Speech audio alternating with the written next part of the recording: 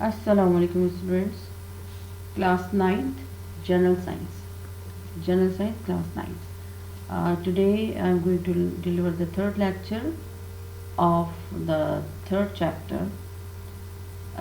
दो लेक्चर्स हो चुके हैं, अब ये तीसरा आपका लेक्चर है।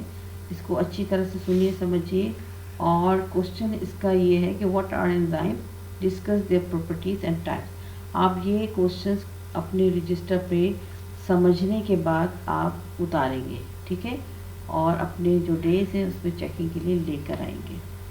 तो पेज नंबर है 43 पेज नंबर आपकी जनरल साइंस की बुक 43 पेज नंबर। इसमें टॉपिक आपका गिवन है एंजाइम। तो हम स्टार्ट करते हैं कि सबसे पहले ये बताएं कि एंजाइम्स होते क्या हैं। एंजाइम्स ऐसे सब्सटेंसेस होते हैं जो कि लिविंग बॉडी, जिंदा बॉडी के अंदर पाए जाते हैं।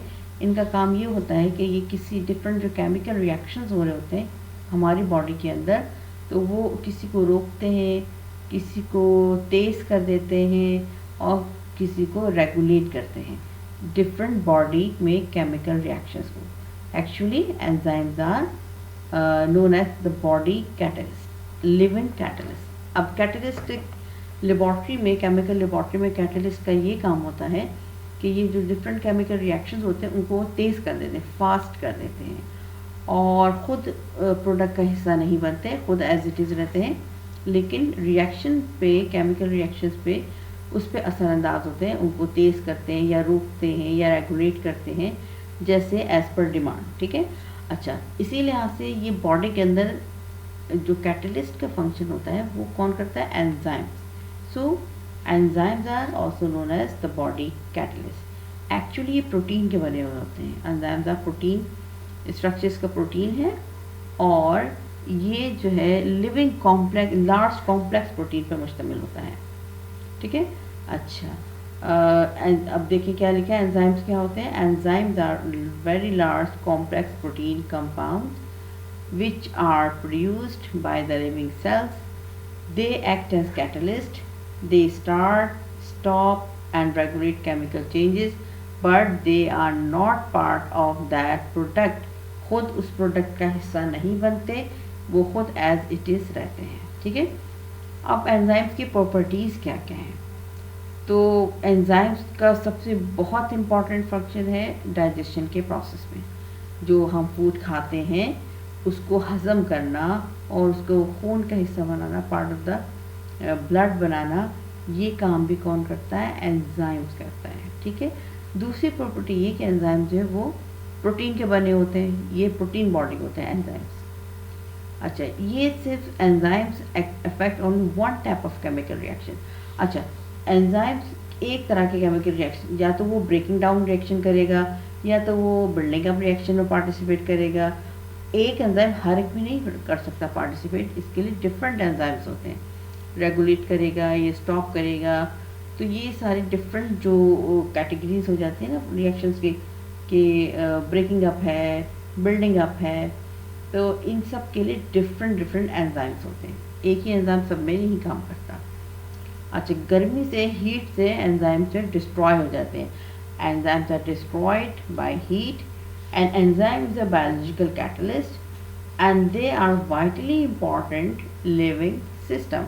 हमारे living system के अंदर इनकी बहुत ज़्यादा अहमियत है। इसकी गैर मौजूदगी में, इसके ना होने से डिफरेंट जो केमिकल रिएक्शंस है वो बिल्कुल स्लो हो जाएंगे, और फिर क्या होगा, रिजल्टिंग हमारा मेटाबॉलिज्म स्लो हो जाएगा और डिफरेंट लाइफ के प्रोसेसेस में प्रॉब्लम हो सकती है।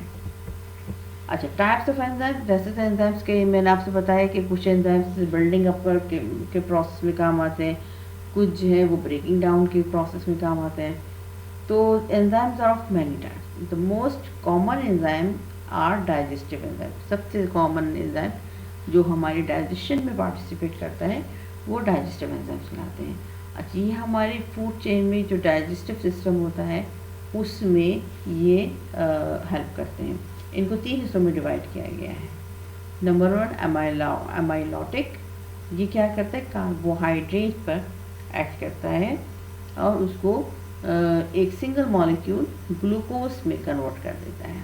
इंतहाई छोटा पार्टिकल जो कि इंटेस्टाइनल वॉल से गुजर के ब्लड में एब्जॉर्ब हो सकता है, तो उसमें कन्वर्ट करता है। दूसरा प्रोटीयोलाइटिक, नाम से ही जाहिर है प्रोटीन पे एक्ट करता है, और प्रोटीन के जो 3 मॉलिक्यूलर पैटर्न बन जाते हैं माउथ में डाइजेस्ट होने के लिए, उसके बाद जब ये स्टमक में आते हैं तो यहाँ पे भी 3 मॉलिक्यूलर का प्रोटीन होता है।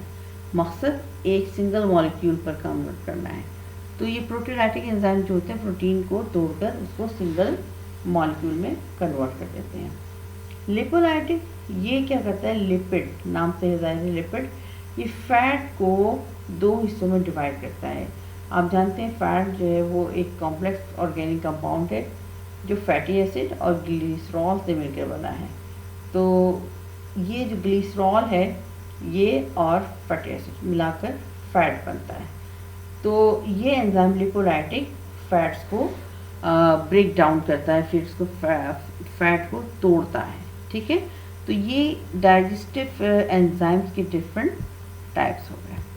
अच्छा, ये तमाम काम आप रजिस्टर पे उतारिए। अब ऐसा नहीं होना चाहिए कि आपके पास नोट्स नहीं है, ये नहीं है, वो नहीं है।